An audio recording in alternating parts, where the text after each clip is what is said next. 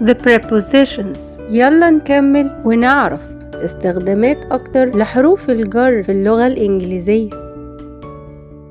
Number 4 with time مع الوقت.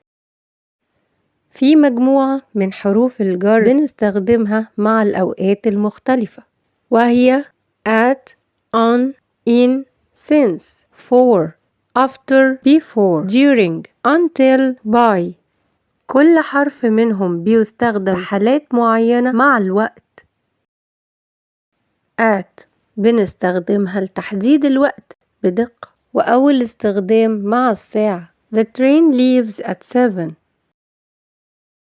وبنستخدمها مع أوقات محددة في اليوم زي وقت شروق الشمس ووقت الظهيرة ووقت غروب الشمس ووقت النوم وكلمة night. We have rest at noons.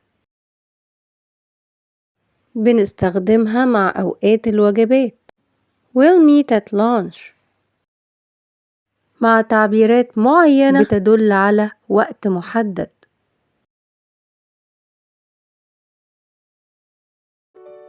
Thank you for watching. أتمنى نكون استفدنا. Thank you and bye for now.